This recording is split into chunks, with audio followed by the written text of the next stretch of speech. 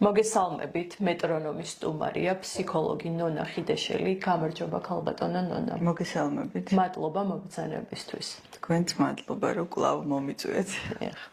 საკმაოდ საინტერესო გამოვიდა პირველი ინტერვიუ. დღევანდელ რეალობაში ადამიანები სულ უფრო ხშირად ცხოვრობენ უხილავი ფსიქოლოგიური ტვირთით. ბავშვობის გამოცდილებები, სტრესი, დაკარგვა და თანამედროვე ცხოვრების ტემპი კვლავ სწავლობს ჩვენს ფსიქიკაზე, რომელიც წლების შემდეგაც გავლენას ახდენს ჩვენს ემოციებსა და არჩევანზე. ბევრი ფსიქოლოგიური სირთულის უკან დგას ტრავმული გამოცდილება. ამავე დროს თანამედროვე სამყარომ შექმნა ადამიანის ფსიქიკაზე ერთ-ერთი ყველაზე მძლავრი ზეწოლის მექანიზმი ეს არის სოციალური ქსელები, მუდმივი შედარება, ინფორმაციული გადატვირთვა და იმის განცდა, რომ ყოველთვის რაღაცას უნდა ვამტკიცებდეთ და ვაკონტროლებდეთ. დღევანდელ ეპიზოდში ვისაუბრებთ ტრავმებზე, როგორ ყალიბდება ისინი, როგორ შეცვალა თანამედროვე სამყარომ ადამიანის ფსიქიკა და რატომ გახდა ერთ-ერთი ყველაზე რთული ამოცანა საკუთარ თავთან კავშირის შენარჩუნება. მოდით დავიწყოთ ტრავმების განსაზღვრით და შეიძლება თუ არა ტრავმა ისე ჩამოყალიბდეს, რომ ამ პროცესს ადამიანი ვერ აცნობიერებდეს. ტრავმები უმეტესობად მას ეყალიბდება, რომ ვერ აცნობიერებ, იმიტომ რომ მით უმეტეს თუ ბავშვობაში ყალიბდება, ბავშვობაში გაუცნობიერებლად ვცხოვრობთ. ტრავმა არის, მოდი ასე ვთქვათ, რაღაცა ფსიქიკური შინაარსის მატარებელი იდეა შენში, რომელმაც უკვე მიიღო ისეთი სიმყარე, რომ საზღვრავს შენს ხასიათს, შენს აღქმებს. სამყარო არის აღქმა. აი, წარმოგიდგენთ სიცარიელე, რომელიც დამოკიდებულია იმაზე, შენ როგორ აღიქვავ. აი, შენ როგორ ხედავ, ისეთია ზუსტად ცხოვრება, ხო, რატო ახლა ორი ადამიანი ერთ სივრცეში, ერთი ბედნიერი, ერთი უბედური. აი, ამას განსაზღვრავს უკვე ერთ-ერთი შემადგენელი ნაწილია ტრავმა. ყველაფერი ტრავმა არ არის, ხვდებით? არის კიდე როგორი იდეით ჩამოგიყალიბდა ცხოვრება. აი, კარგად თქვი, სოციალური ქსელების გავლენა. ახლა მე არ ვამბობ, რომ სოციალური ქსელი მარტო ცუდია, ძალიან ბევრი კარგი მოიტანა ინტერნეტმა და ძალიან განვითარდა და დაახლოვდა და სამყარო ძალიან გამოჩნდა და რაღაცას ილუზიები იმსხვრევა თითქოს, მაგრამ არის მეორე მხარე, ადამიანი გახდა დიდი ობიექტის ქვეშ რაღაცა მოსიარული არსება, შეიძლება ქუჩაში მიდიოდე ვიღაცამ ვიდეო გადაგიღოს, დადოს ხო, ამ მხრივ დაუცველი ხარ. შემდეგ სოციალური ქსელი გახდა ერთგვარი დიქტატორი, განსაზღვრელი შენი გემოვნების ხასიათის ადრე შეიძლება ამას ჟურნალ-გაზეთები აკეთებდა. ძველ ეპოქაში უფრო რაღაცა ერთი მაგალითად არისტოკრატიული წრე იკრიბებოდა და სულ ეს რაღაცა ჭორებში, იმაში შეფასებებში მუდმივად იყო რაღაცა, რომელიც საზღვრავდა ადამიანს, თუ ადამიანი იყო არაცნობიერი არსება. ასე რომ ეხა უბრალოდ ძალიან მასიური გახდა, იმიტომ რომ სახში გაქაი დილით ტელეფონს გახსნი და იცი ყველაფერი, ვის სახში რა მოხდა, ვის რაფერი კაბაეცვა, ვინ ავარიაში მოყვა და ვინ გათხოვდა, ვინ დაიბადა, ხო. ეხლა ამ სოციალურ ქსელებზე გადმოვიდნენ ეს ეგრეთ წოდებული ეს რაღაცა მოდის დამამკვიდრებელი ინფლუენსერებს, რასაც ეძახიან და ეს თაობა, რომელიც დაუშვათ ახალი თაობა, რომელიც ჯერ არაფერი იცის და თითქოს ცდილობს და გონია, რომ ძალიან რეალურად ხდება ამ სამყაროში ყველაფერი, ცდილობს, რომ უკვე მოერგოს, უკვე ტოტალური კონტროლი იწყება იმის, რა გაცვია, რა გახურავს, ნუ ეს მოდა ყოველთვის იყო რაღაც ესეთი შემოტენილი, ესეთი განსაზღვრელი შენი ქცევის და თუ ხარ შენ ამაზე დამოკიდებული, შენ ხარ ცუდად. რატო ითვლება დეპრესიის ეპოქა? აი, თქვენ თქვით, რომ გაწყვიტა კავშირი ადამიანმა თავის თავთან. ახლა მე ვერ ვიტყვი, რომ დიდი კავშირი ქონდა. ყოველთვის ერთეულები იყვნენ, რომ კავშირი ქონდეთ, მაგრამ დღეს წალეკილია შენი გონება სულ რაღაცით. ანუ მარტო შენ თავთან დარჩენის დრო არ აქვს, იმიტომ რომ ელემენტარულად ტელეფონი სულ ხელში გიჭირავს. აი, გაიარეთ ტრანსპორტში, ქუჩაში, პარკში, სკვერში, რაღაცა ზღვაზე, იქ რა ადამიანები სანაპიროზე რო წვანან ზაფხულში, არავინ არაფერს არ უყურებს ტელეფონის მეც და შესაბამისად ეს თან ეს ცვალებადი ინფორმაცია იმდენად ადუნებს მექანიკურს ხდის გონებას, რომ შენ აღარ გრჩება დრო იმისთვის, რომ დაიწყო ძიება. და შესაბამისად ეს ცუდად რო ხარ, აყუჩებ, ხო, აი, რო სკროლავ, მეტი კი არაფერია, გაყუჩება ჩვეულებრივ. მაგრამ ნუ არის მერე სერიოზული უკვე სიცარიელე, ფსიქოლოგიური პრობლემები და მაინც მივდივართ იქამდე, რომ ძიება უნდა დაიწყოს ადამიანმა. ძიება ყოველთვის იქიდან იწყება ჯერ განსაზღვრო იმით, რა შინაარსი აქვს, ანუ ვინ გმართავს. როგორ გმართავს, აი ტრავმასთან როგორ უნდა მიხვიდე, კი ვერ მიხვდები რომ ეგრევე ტრავმაა. რა გმართავს, ანუ სიტყვაზე ავიღოთ ახლა სოციალური ქსელი. რა შინაარსის ვიდეო იწვევს შენს გაღიზიანებას, პირიქით კმაყოფილების მოტანას, შენი შეფასება როგორი წამოვიდა, ხო? აი ხა წეღან 2 წუთით რაღაცა მოუკარი თვალი ჩელენტანოს ცოლზე ორნელამუძე იყო ის რა ქვია სტატია, ну როგორც ну ამათ რაღაც რომანი ქონიათ და 100 ქალი, აი ესეთი ცოტა ესეთი ბებიები რა, ჩემს ბავშვობაში რომ ბოსტანში მუშაობდნენ და ყანაში, ну ძალიან ესეთი კარგი ბებიები, ზიან და წყევლა, კრულვა, დაცინვა, გადავლა, ну აი ამ მასხრად აგდება რაღაც, აი ეს იყო ეს ეხლა კი არ ჩამოუყალიბდათ მათ აზროვნებაში ვიღაცის განსჯა, ვიღაცის გაჭორვა, ვიღაცის გალანძღვა, ეს მუდმივად იყო, უბრალოდ ეხლა გამოჩნდა. იმიტომ რომ ყველას მიუწვდება ხელი, აი იმასთან რა ქვია, კომპიუტერთან. და შესაბამისად ეხლა ვისაც უნდა დაფიქრება, იმან ესე უნდა დაიწყოს, რომ აი სტატია წავიკითხე ვიღაცის ოჯახზე, ან დაინგრა, ან აშენდა და უცებ მე მომინდა დამეწერა ძალიან ცუდი მწარე კომენტარი, გავლანძღე, აი აქედან იწყება. რატომ წამოიღო ჩემმა გონება მაინც და მაინც ნეგატიური შეფასება, რატომ მოვდივარ სულ მორალისტის პოზიციიდან და იქ ყველა კომენტარი იყო მორალისტის პოზიციიდან და რატო ვარ ესეთი მორალისტი, ანუ მე როგორ ვიცხოვრე? განამე ესე ვიცხოვრე, რომ ყველა გავსეჯო, ყველა გავკიცხო. აქედან იწყება, ხვდები, იქამდე მისვლა თუ რა შინაარსია შენში. იმიტომ რომ აგრესია, მე დიდი შიშები რომ მოაქვს რაღაცებს, ამის უკან რა თქმა უნდა ტრავმა დგას, ხვდები, ბავშვობის დროინდელი თუ იჩაგრებოდი, ოჯახში გზდიდან ისე რომ რაღაცა აი საწოდა არის ხო ეს იდეოლოგია რომ აი ჩვენ არ გვაქვს აი მას აქ აი ის შენზე მუდამ გიყურებს, იმიტომ რომ შენ არ გაქვს. ამ დროს ბავშვი შეიძლება სულ ვერ აღიქვავდეს ესე, მაგრამ დაყოფა იწყება ბავშვობიდან. ყველაფერი არის ის ტყუილი, რომელშიც ჩვენ როგორც კი შემოვდივართ ამ სამყაროში, ვხვდებით, ანუ ტყუილია ხო განათლების სისტემა, ყველაფერში ტყუილია, ჩვენ არავინ არ გვასწავლის რეალურად როგორია სამყარო.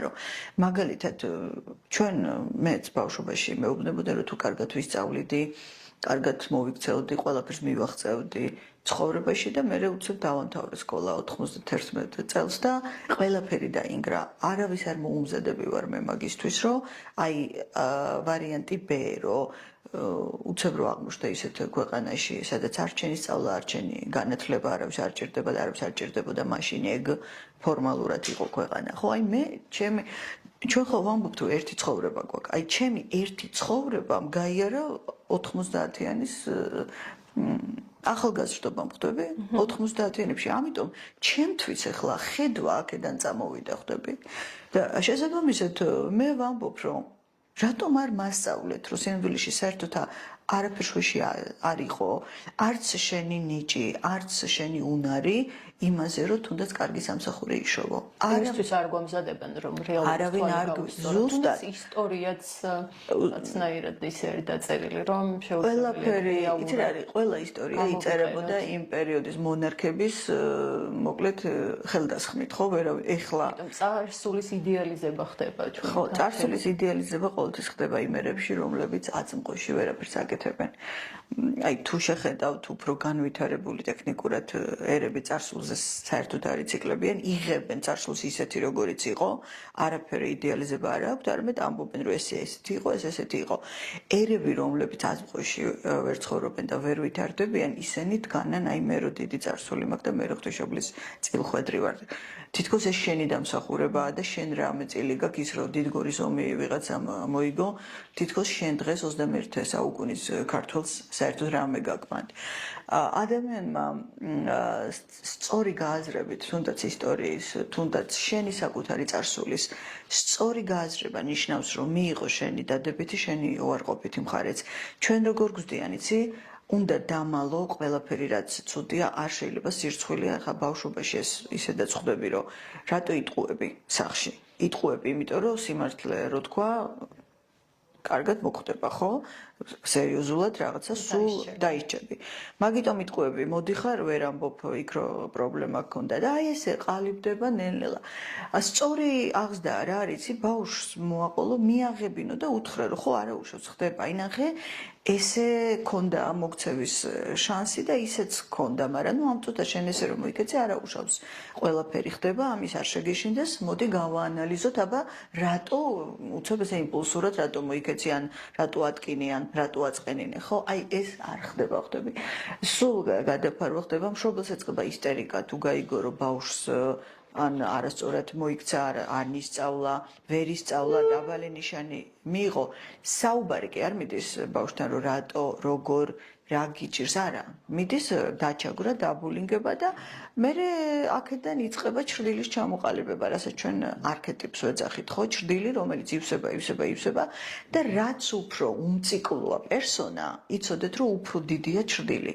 იმიტომ რომ არ არსებობს მოცემულ ფსიქიკაში სრულყოფილი ან სრულფასოვანად კარგი ადამიანი. იცოდეთ რომ იქ მთელი დემონები არის დაძინებულ მდგომარეობაში და ის აუცილებლად გადმოვა. ფსიქიკური პრობლემები როდის იწყება, იცი? ხო, ფსიქიკური პრობლემები როდის იწყება, იცი, როცა ეს ჩრდილი ეს შენი დემონები იღვიძებენ და ცდილობენ შემოიჭრნან ფსიქიკაში, მაგრამ შენი მტერი კი არ არის იქ ვინმე, შენი ნაწილია, ის რაც შენს ფსიქიკაშია, შენია. ყველაფერი შენია. ეს დაახლოებით გავს დიდი სახლი გქონდეს და მარტო ერთ ოთახში გქონდეს სისუფთავე, სილამაზე, ავეჯი, ინტერიერი და დანარჩენ ოთახებში იყოს მტვერი, ქაოსი და უბედურება და სიბნელე და ვირთხები. აი ამას ნიშნავს, როდესაც შენ არ იღებ საკუთარ ჩრდილს და ტრავმების გაცნობიერება ესე ნაწილ-ნაწილ ხდება, რომ აი რატომ შევხედე, რატომ შემშურდა, რატომ ვერ ვიტანე ხა მე ამ ადამიანს, რომელსაც არაფერი არ დაუშავებია, მერე ამის მიღებით დანახვით მიდიხარ შენს რაღაც კონკრეტულ ტრავმასთან. ეჩვევა თუ არა ადამიანი ტრავმას და მასთან ერთად ცხოვრებას, იმიტომ რომ ზოგჯერ რთულია რაღაც სიახლის მიღება და შეიძლება გვერდით ოთახში გასვლაც გაგვიჭირდეს, სადაც ნათელია, მაგრამ ის სიბნელეს მიჩვეული ვიყოთ და რამდენად რთული პროცესია ეს და როგორ უნდა გადავდგათ პირველი ნაბიჯი. ეხლა რა არის, იცი, რომ დაუკვირდე, ცნობიერება არის ესეთი ფენომენი, ეჩვევა ყველაფერს და სულ ეძებს ნაცნობ ტერიტორიას. სულ ეძებს რაღაც კომფორტულ ზონას და ცვლილება არ მოვიდეს, მაგრამ ცხადყოფს ეს აი ფსიქოლოგია არის დისციპლინა, რომელიც სწავლობს ამ რაღაც უხილავ ფენომენს, ხო, რაც არის გონება და ეს ცხადყოფს, რომ თუ არ გადახვედი უცხო ტერიტორიაზე, იმიტომ რომ ეს უცხო ტერიტორია სინამდვილეში შენი არა ცნობიერია, შენი აი ეს წეღარო თქვი სახლი, სხვა ოთახი, რომელშიც ბნელა. ანუ თუ არ შეხვედი, იმას არავინ არ დაგილაგებს, შენს სახლს არავინ არ დაალაგებს შენს გარდა და სახლი რატოა იცი სიმბოლური კილეთიკა? სიზმრებში, როდესაც ადამიანის სახლს ნახულობს, აი როდესაც იუნგიანური ახსნა რო ვთქვათ, სახლი არის ყოველთვის შენი გონება. და როდესაც რამე ისეთ სიზმარს ხედავ, რომ სახლში მიდის რაღაცა სიუჟეტი, რაღაცა кейსი, აი შენ რა როლი გაქვს, ეგ არის შენი როლი გონებაში. ყოველთვის არცნობიერი ხო ხშირად ეს ესაუბრება სიმბოლოებით ადამიანს, სახლს ყოველთვის იყენებს აი ამ გონების რაღაცა სიმბოლოდ და შესაბამისად ეს უნდა გაიგო, რომ თუ შენ არ შეხვედი ამ უცხო ტერიტორიაზე, ანუ შენს არაცნობიერის ანარეკლია მთელი სამყარო, ეს არის სარკე, სადაც იხედები და გახედებს საკუთარ თავში, იმიტომ რომ მარტო ხარ შენ, ეს რაზე ეფუძნება ამ აღმოსავლეთ საქეს განსაზღვრება, რას ეფუძნება იცი ეს? შენ რომ მოკვდავი ხარ ამას, შენ რომ უკვდავი იყო და აი ამ სამყაროში მუდმივად იყო, ეს სამყარო იქნებოდა რეალური. მაგრამ რადგანაც შენ სადღაც მთავრდები და რჩები მარტო შინაგანი განცდა, აი რაც რჩება მარადიულად, ეგ შეიძლება ჩაითვალოს რეალობად. აი ამაზე დგას აღმოსავლეთის ეს განსაზღვრება, რასაც აი ქრისტიანობაში სულს უწოდებენ. ეს არის აი აღმოსავლეთის ფსიქე რა, მთლიანად, აი ადამიანის ცნობიერის მოცემულობა უკვე ფსიქოლოგიაში. და შესაბამისად, თუ არ გადახვედი ამ ტერიტორიაში, ნუ აი ამ ერთ ოთახში რამდენი უნდა ალაგო. დაალაგე, მოაწესრიგე, ეხლა ენერგია გაგზღვა ადამიანს კოლოსალური ენერგია მithom და იბადება ხო ამ ენერგიით და ამ ენერგიას სჭირდება სუბლიმაცია და სუბლიმაცია ხდება მუდმივად პროექციებში და პროექცია ვერ მოხდება ერთ ტერიტორიაზე რამდენადაც გაზრდი გაბედავ გადახვალ უცხო ტერიტორიაზე იმდენად გაცნობიერებული ტიპი ხარ ურთიერთობების შემთხვევაშიც ჩვენი არჩევანი განსაზღვრულია რაღაც ტრავმული გამოცდილებით. ხშირად ვერ ვართ ხოლმე ბედნიერები და ამასაც სწორედ ჩვენი ტრავმა განსაზღვრავს. იმიტომ რომ ერთი და იგივე, ანუ მოგწონს ადამიანი, მაგრამ ხშირად იმას ვირჩევთ, რაც არ მოგწონს და რაც ტკივილს გვაყენებს. ხო, ეხლა რაც შეეხება ამ სასიყვარულო პროექციებს, ანუ ანიმუსის თემასთან რომ მივიდეთ, ხო? შენ რო ფიქრობ რომ რაღაც მოგწონს, ესეც განსაზღვრულია არაცნობიერში გარკვეული შინაარსით. გინდა ტრავმა დაარქვი მაგას, გინდა უბრალოდ აღზრდის ის იდეოლოგია, რაც შენ ჩამოგიყალიბდა, იმიტომ რომ შეიძლება ტრავმული, ეხლა მე მაგალითად ვერ ვიტყვი, რომ ტრავმული ბავშვობა მქონდა, სახში არ მქონდა, სკოლაში მქონდა რაღაც პრობლემები, მაგრამ ჩემ თავს მე ტრავმულ ბავშვს ვერ დავარქმევ, იმიტომ რომ ძალიან ლაღი, ძალიან ესეთი ენერგიით სავსე და ჩემთვის ვაფრენდი მოკლედ რა მაგრამ მიუხედავად ამისა ჩემმა ოჯახმა მე გარკვეული შინაარსის იდეოლოგია ჩამომიყალიბა როგორ იმიტომ რომ რასაც უსმენდი დედა ჩემი ამბობდა მამა ჩემი აი ის გოგო ესე იქცევა ის ბიჭი ნაცესავს ხო არის რომ მსჯელობას უსმენ ხო ან სუფრაზე ხვდები ან უფროსებთან ზიხარდ რომ მსჯელობენ პატერნი გიყალიბდება რომ ეს სწორია ეს არასწორია იმიტომ რომ ისინი ბავშვია ესთვის ავტორიტეტი არის აი ეს ოჯახური გარემო, სკოლის გარემოც ავტორიტეტია და პატერნები გიყალიბდება ჯერ ოჯახში, მერე სკოლაში და მერე ნუ ის რაღაცა ის წრე, დიდი წრე არა გაქვს ბავშვს. რასაც გაყურებინებენ, იმას უყურებ. ეს უკვე დასრულობაში გაქვს უფლება რომ მოშორდე, წახვიდე სრულიად ახალ ტერიტორიებზე, მაგრამ პატერნები ბავშვობაში ყალიბდება. ამიტომ, როდესაც შენ სასიყვარულო ურთიერთობაში ირჩევ პარტნიორს და მე ხვდები რომ საერთოდ არაფერ შუაშია ეს პარტნიორი შენთან და რატო ირჩევ და რატო მოგწონს აქ უნდა გაჩერდე და დაიწყო მაგ პატერნების დანახვა რომ რატომ ჩათვალა შენმა გონებამ აი განსაკუთრებით ქორწინებაში, როდესაც აი მამაკაცებს ვესაუბრები მე ხარ როგორც ინდივიდუალურად, აქვთ ძალიან ისეთი მოცემულობა როგორ უნდა იყოს ცოლი შეიძლება გოგო მოსწონდეს, მაგრამ თავიდან ვამბობს, რომ არა, მე ამას ცოლად არ მოვიყვან. ეს პატერნია სინამდვილეში ხვდები, აი ძალიან შეხედულება, აზიური, პატრიარქალური, ეს პატერნებია. სიცარიელეში შექმნილი პატერნები. ვიღაცები ამაზე დაშენდნენ და გაამყარეს და ვიღაცა აღარ თალიბანად იქცა ბოლო-ბოლო, ხო? ვიღაცებმა დაიწყეს, რომ არ მინდა რა, არ მინდა, მინდა საღად შევხედო რეალურად რა მინდა, ვინ მინდა რა მომწონს, როგორ მომწონს, იმიტომ რომ მე აღმოაჩენ, რომ ცხოვრობ ერთ ადამიანთან და შინაგანად მოგწონს სრულიად სხვა ტიპის, სხვანაირი ადამიანი. უბრალოდ ჩვენ ძალიან ვჩქარობთ ყველაფერს, ხვდები, ისევე როგორც ვჩქარობთ პროფესიის არჩევას 18 წლის ასაკში, არაფერ შუაში რო არ არის საერთოდ. ვჩქარობთ მე პარტნიორულ ურთიერთობებს და იმიტომ რომ აქაც ჩვენ არ გვაცდიან გაგებას ჩვენ მუდმივად თავს გვახვევენ იდეას რომ უნდა მოასწრო რას ქვია აბა გაჯობა ყველა მხედა ბშული როდის უნდა გაჩინო როდის უნდა გათხოვდე როდის უნდა ისწავლო პროფესია და ამ დოხში ჩართული ადამიანი არის დასტრესილი დაპატარებული კუთხეში მიმდგარი უბრალოდ ხდება რომ გარბის მაგრამ სად გარბის და რატო არიცის და რაც უფრო შორს გარბის უფრო ხდება რომ ეზიზღება იქ რასაც აკეთებს და იმიტომ რომ მისი არ არის და ძალიან ძლიერი უნდა იყოს, რომ შეძლო ჩახსნა, იმიტომ რომ ჩახსნა ისეთი ღრმა ემოციები ყალიბდება ოჯახთან, ნათესაობასთან, იმასთან, ხა მაქვს მე ესეთი ინდივიდუალური შემთხვევები, რომ ადამიანი მარტო იმიტომ არის, ცუდად რომ არ დააცადეს, თუნდაც სკოლა რომ დაამთავრა, 2 წელი ეფიქრა. ეყალთაბანდა თუ გინდა, მაგრამ ეფიქრა. ან ემუშავა, ან არ ემუშავა, მაგრამ დაფიქრებული იყო, რომ გონება ჩამოყალიბებული იყო. ეს გონების ჩამოყალიბება როგორ ინდივიდუალური პროცესია, იცი? ვიღაცა 15 წლის ასაკში ძალიან საღად აზროვნებს და ვიღაცა 15 წლის ასაკში ბავშვით საუბრობს, მაგრამ ეს კი არ ნიშნავს, რომ ვიღაცაზე მეტია.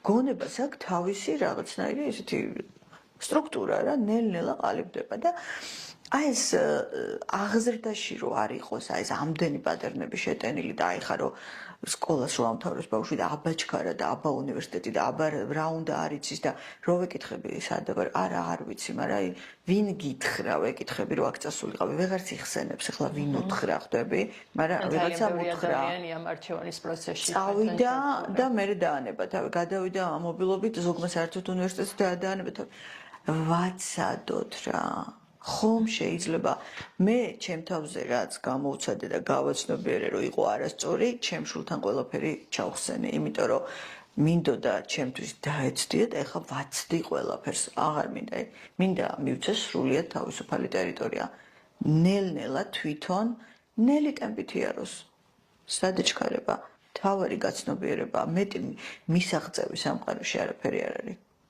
მთავარი არის მისაღწევი არის საკუთარი თავი მეტი არაფერი და აი აქ არის უბრალოდ ჩართული მთელი ეს მანქანა იდეოლოგიური რასაც ჩვენ აღზრდას სისტემას წესებს ვეძახით და ამის ქვეშ იჭრდება ადამიანი თორე დამრწმუნეთ ჩვენ უკვე დასრულებს რომ მაღალი შეგნება და ცნობიერება გქონდეს მომავალი თაობა ნაკლებად დასტრესილი იქნება მაგრამ აი სამწუხაროდ ევოლუცია ესე მიდის რა იგივე პრობლემა არის თუ არა შემდგომ თაობებშიც თუ თანდათან თავისუფლდებით ამ მიდგომისგან მოდი ესე გეტყვი რა არ იქონიათ ილუზია არაფრის განთავისუფლდება ის ვინც გააცნობიერებს და გაიაზრებს უბრალოდ განსხვავება ის არის რომ 30 წლის წინ ასეთე თავისუფლად არ გეცვა საყურას ვერ გაიკეთებდი ბიჭი თვას ვერ გაიზდიდი და ეხლა თავისუფალია ეგ ყველაფერი ხელი მიგიწვდება ყველანაირ ინფორმაციაზე მაგრამ იმის იქით ვერ მიდიხარ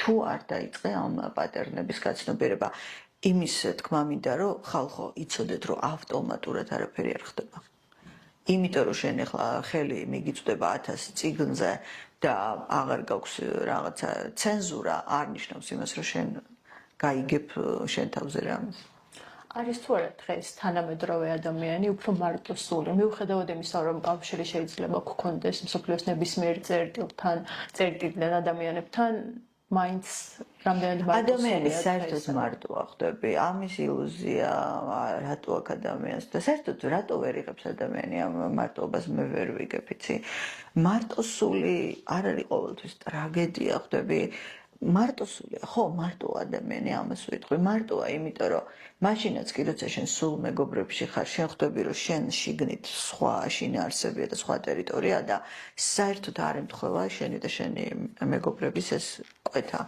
მაგრამ ერთმანეთი გჭირდება იმიტომ რომ სოციალიზაცია ცნობიერებას უნდა პროექციებისთვის არაცნობიერი რო არ პროექცირდებოდეს ის წალეკავს ცნობიერებას ანუ მოკლედ ვერ გაუძლებს ამას ცნობიერება და ჭკვიდან შეიშლება ადამიანი და მარტოსულობა არის უბრალოდ ის რომ შენ ხარ შიგნით რაღაც უნიკალური ტიპი ყველა ადამიანი და შენაირი მეორე არ არის და ამაში ტრაუმული და ტრაგიკული არაფერი არ არის ხვდები მეორე თემაა თუ ჩაკეტილი ხარ და ვერ ახერხებ სოციალურ ურთიერთობებს ეს პრობლემაა აქ უკვე ეგოა ჩართული და შენი პატერნები და შენი შიშები და ტრაუმები მაგრამ ის ფაქტი რომ როზი ხარ ან სახში ოთახში წამოწოლილი ხარ და შენ თავში მარტო ხარ და შენ ფიქრებში მარტო ხარ ეს ნორმალური პროცესია და რომ იცოდე მარტოსულობის განცდა ნელ-ნელა გაქრება არაცნობიერის გაცნობიერებით ანუ იმ შინაარსის გამოტანით ეს არის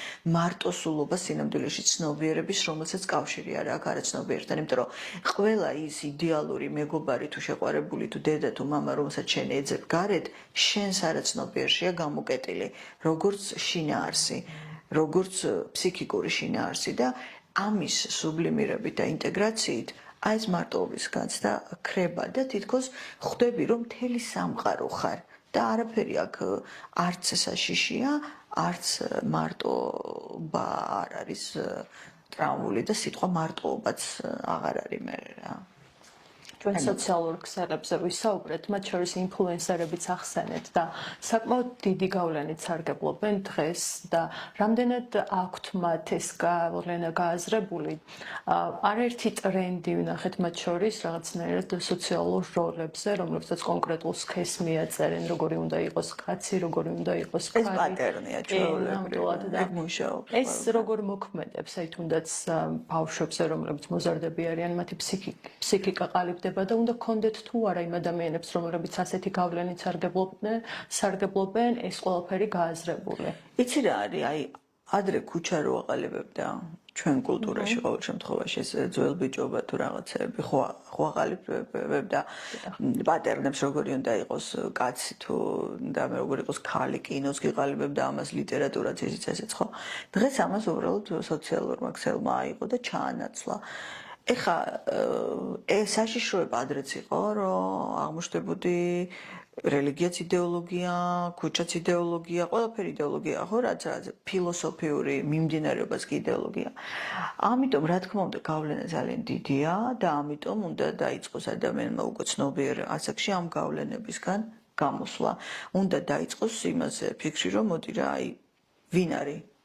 ეხლა ეს რომ მე მიყვება და მიხსნის როგორი ხშირად გვხდება ხოლმე ალბათ ხო ესეთი ჩაცმაზე ეს კარგი ეს გოიმური ეს კარგი ვინ ხარ ვაფშე აი ასე უნდა დაიწყო რომ ვინ ახარ შე რომ მე მიწყვეტ ხარ რა არის სწორი ჩაცმა და რა არის არასწორი იგივეს ვიტყოდი ამ მოდის მამებზე და დედებზე ჩემთვის ეგენი არიან არავინ აბსოლუტურად ხვდები და ვიტყვი ამას ყველაზე შენ მე ვერ გადამიწყვიტავ რა და როდესაც ლაპარაკობ რომ რაღაც არის ტრენდული და რაღაც გოიმური ამით ცდილობ ცნობიერებაზე იმოქმედო ჩემს ეგოზე იმუშაო და ჩემს ამბიციაზე იმიტომ რომ მე ამ პატერნებით ამ ეგოცენტრულობით ვარ მომართული რომ ვიყო კარგი ვიყო მოდური ვიყო კარგად გამოვჩდე და აი როდესაც ამის გააზრებას იწყებ ეს რამ ხელად ყუილია და ძირითადად როდის იწყებ იცი რომ ეს კარგიც ეს მოდურიც ეს როლი მაინც სტრესში ხარ, მაინც მარტო ხარ, მაინც არაფერი მოდის, მაინც დაძაბული ხარ და ამ დროს იწყება ხო გააზრება რომ მე რაც თქვი რომ აი კარგად სწავლობდი, კარგი გოგო ვიყავი ისიც და უცებ ჩამომენგრა. ქვეყანა ჩამომენგრა მარტო ცხოვრება კი არა ხო 90-იანებში. ეგ მომენტი უდგება ყველას რაღაც სახით ხვდები და მე უნდა დაიწყო ფიქრი რომ თითქოს ყველაფერს ისე ვაკეთებ მოდურად ის მაგრამ მაინცაც უნდათ ვარ მაინც აი ისე არ გამომდის არაფერი როგორც მე მინდა მაინც თავს ვეძახი წარუმატებელს ლუზერსთან რა ვიცი 1000 იდიოტური შეფასებაა ხო ყველაფერი იმისთვის არის რომ მართო სისტემას უნდა გმართოს გაქციოს ჭანჭიკად და რომ გმართოს ამიტომ სულ როლები უნდა განკისაზღვროს სულ უნდა გაფიქრებინოს რომ უკმარი ხარ არაკმარი ხარ და აბა ეხლა ამას გაიკიდე აბა იმას გაიკიდე თანამედროვე სამყაროც ესეთი არ არის დასაქმებაში აბა არავინ არ დაინდო იარე წინ ხა ამერიკაში ერთ ბიჭის მიყვება რომ აი როგორი ტემპია იცი თუ შენ სხვას არ გადაუარე შენ არავინ არ ხარ რა ვერ დაემკვიდრებ და ამ გადავლაში ნუ გავიდა ცხოვრება ხან შენ გადაუარე ხან იმან გადაგიერა და ბოლოს შეკითხვა გჭირდებოდა საერთოდ ყველაფერი რისთვის აკეთებ ამ ყველაფერს ანუ რისთვის იმიტომ რომ იყო კარგად მათ და ბედნიერად საწავი და კარგად ყოფნა ტემპში ხარ აი ვირთხების რბოლა რა ეგ არის მეტი კი არაფერი შესაბამისად ჩემთვის მაგალითად ეხლა ტელეფონი სოციალური ქსელი არის კარგი ინდიკატორი იმის გავიგო ჩემი პრობლემა და სულ ამას ვაკეთებ რა როცა ვიდეო ვიღაცის საუბარი ან ჩემზე იმოქმედებს ან ამაგდებს ან რაღაცას გამაკეთებინებს ან ემოციაზე იმოქმედებს ხო მომენტალურად ჩემ თავს ვენები აბა სტოპე ხა სად გაგეპა რა ანუ რაზე იმოქმედა ეგოზე დაგარტყა ამბიციაზე დაგარტყა ხო აბა გაჩერდი ახლა და ვიწყებ მე ამის დანახვას ანუ რა ნაგავი მაქვს კიდე გასაყრელი ჩემი თავიდან და ძალიან მეხმარება სხვათა შორის და რაც უფრო მე ვთვლი რომ კარგი ეპოქაა ესეთი რომ ყველაფერი ადვილად გივარდება ხელში იმიტომ რომ ჩემნაირი ადამიანისთვის რომელიც სულ თვითდაკვირვებაშია ადვილად მაჩვენებს სახლიდან გაქცევა აღარ მინდა იმისთვის რომ ჩემი თავი დავინახო რა ალგორითმიც იცვლება იმის მიხედვით თუ რითი ვინტერესდებით ან რას ვაქცევთ ყურადღებას და ისე შეიძლება ანუ გამოვიყენოთ იმისათვის რომ ყველაფერს ვიყენებ იმისთვის რომ საკუთარი ეს სანაგვე გონებიდან გავანთავისუფლო. ჩვენც შეგვიძლია რომ განვსაზღვროთ რა არის ჩვენი ტრავმები, ნუ შეიძლება მე თვითონ გავსაზღვრე, მე საკუთარი თავი თვითონ განვსაზღვრე, თვითონ დავინახე და თვითონ ვუმკურნალე და მივხვდი რომ ამაში სირთულე არაფერი არ არის. ერთადერთის გარდა არ უნდა შეგეშინდეს, რაც არ უნდა შეგხვდეს ამ ძიებაში, ანუ რასაშინელი ნაწილიც არ უნდა დაინახო შენი თავის, რომ აი თურმე ეს ყოფილვარ არ შეგეშინდეს რა. თქვი რომ ხო, აი ყოფილვარ. სამაგეროდ ამან გამანთავისუფლა ადამიანების განსჯისგან, სხვისი მიუღებლობა აღარ მაქვს, იმიტომ რომ ყველაფერი აქ არის ხდები საკმარისად რომ სხვებთან არ წავიდე საძიებოთ თუნდაც ნეგატივის რა.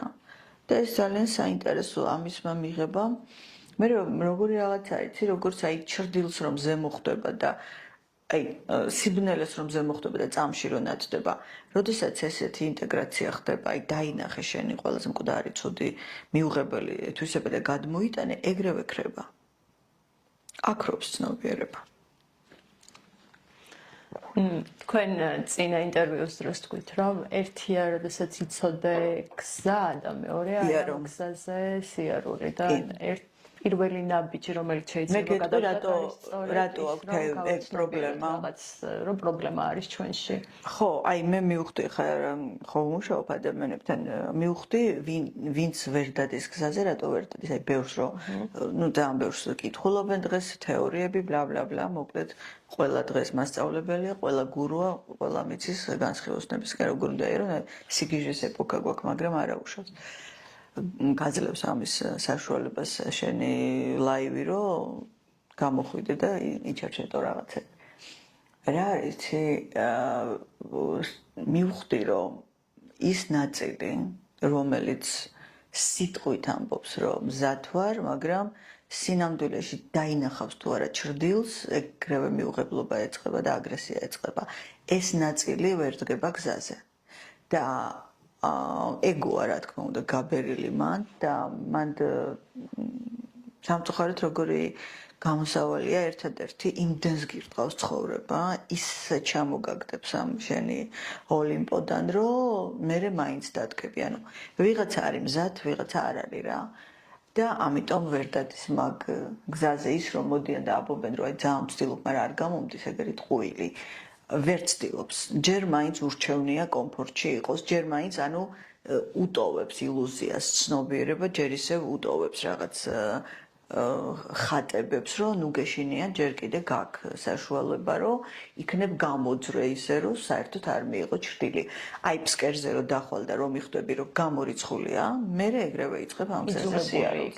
კი, ამიტომ ამას ჩვენ ვეძახით ცნობიერების განვითარების ფაზებს. თუ მზად არ არის ცნობიერება ვერ შეხვალ და უბრალოდ ამ ადამიანს აქ მიუღებლობა რას ქვია არ არის ჩემი ცნობიერება მზად დიახ არ არის ამის წინათ ერთ ნეიროფსიქოლოგს უსმენდი კაცი ქართველი ეს სახელი გვარი არ მახსოვს ისე სწორად ილაპარაკა მაგალითად სწავლაზე აი როდესაც ბავშვი დაწყებითებში კარგად სწავლობს და მე და უცებ დაიწყებენ რომ გაზარმას და არ გაზარმას და უამბობს გონებას თუ სწავლა შეუძლია ის მაინც სწავლობსო რა აი იცი 10 თითით ვეთანხმები ამაში გონება ისეთი რაღაცაა რომ მაინც სულ რაღაც ფოკუსირებას თვითონ ეძებს შენ არ აკეთებ ამას ეს მასა აქვს მაგის უნარი და უბრალოდ დაწყებითების მერეო ძალიან ბევრ გონებას უჭირს ათვისება უჭირს იმიტომ რომ მოდი რა ვთქვა არც ისეთი მარტივია სკოლის მასალის ათვისება ეხლა დიდი რო ხარ შენ მოგეთხოვება ერთი კონკრეტული ნაწილით ისწავლო და ამის უნარი ყოველთვის გაქვს, მაგრამ იქ რო შენ ქიმია, ფიზიკა, ბიოლოგია, ქართული ისტორია, გეოგრაფია ყველაფერი ერთად ისწავლო და არც ისეთი მარტივია თან მით უმეტეს ეხლანდელ წიგნებში რო ჩაიხედო, ხო? ეს არ ნიშნავს იმას, რომ ბავშვი უნარო, ეს ნიშნავს იმას, რომ მის გონებას არ შეუძლია იმ მოცემულ ასაკში და მდგომარეობაში ეს ყველაფერი აღიქვას. და ამიტომ არის სკოლაში ყოველთვის 2-3-ია, ხო ძალიან ხუთოსნებს ჩემ ბავშვობაში ეძახდნენ, იმიტომ რომ ესე მუშაობს გონება, ცოტაა, რომელსაც ყველაფერი ერთად შეუძლია გაიაზროს. ნუ გაიაზროს რა ეს რაღაცა მკვდარი ცოდნა, მაგრამ ამასაც უნარი უნდა. და აი ამაში ვეთანხმები, ესეა ცნობიერება, ხვდები? უბრალოდ ჩვენთვის არის ძნელი ამის აღიარება, რომ რას ქვია იმას თუ შეუძლია მე რატო არ შემიძლია. ბავშვებსაც ხო ესე ვეუბნებით, იმან თუ დაწერა შე რატო ვერ წერ და დიახ ბატონო, იმან დაწერა და ეს ვერ წერს. და ეს არის მოცემულობა ხვდები და ყველაფერს ფსიქოლოგი და ფსიქიატრი ვერ გადაჭრის. არის რესურსი და უბრალოდ დავაცადოთ ამ რესურსს. დავაცადოთ გონებას, რომ ჩამოყალიბდეს. მეც არაფერს არ ვიცახი. ეხლა ხოდა მეთანხმებით, რომ ხუთი ბავშვი რო დადის ფეხბურთზე, ყველა ვერ გახდება დიდი ფეხბურთელი, ხო? შეიძლება კარგად თამაშობდნენ, მაგრამ არის რაღაც ტექნიკა, რაღაც ნიჭი თანდაყოლილი. იგივეა ფსიქიკა ხვდები. ჩვენ გვაქვს ამის მიუხედავობა, ჩვენ გგონია, რომ ყველას ყველაფერი ერთნაირად შეგვიძლია და იცი მე ამას ხშირად ვეუბნები და ცუდი მოსასმენია, რომ შენ უხსნი, რომ იცი რა, შენ ამ წუთას ეს არ შეგიძლია და ესეც არაცნობიერის ნაწილია და ესეც მიიღე რა. მივიღოთ ის, რომ შეიძლება ამ წუთას მე არ შემეძლოს. ვიღაცას შეუძლია 5 ენა ერთად ისწავლოს, ვიღაცას საერთოდ არ შეუძლია. მე რა. აი ამის დანახვა, ამის მიღება აცოცხლებს ადამიანს, ამთლიანებს და სამაგიეროდ ისეთი უნარი გამოვა, რაც შენ შეგიძლია ყველაზე მაგრად. აი ამ მიღებაში და დაკვირვებაში შენ ნამდვილად შეგიძლია შენი გზა იპოვა. ძალიან დიდი მადლობა ქალბატონო ნონა, ტრადიციულად საინტერესო იყო თქვენი მოსმენა და საჭირო რჩევებსაც მივიღებთ.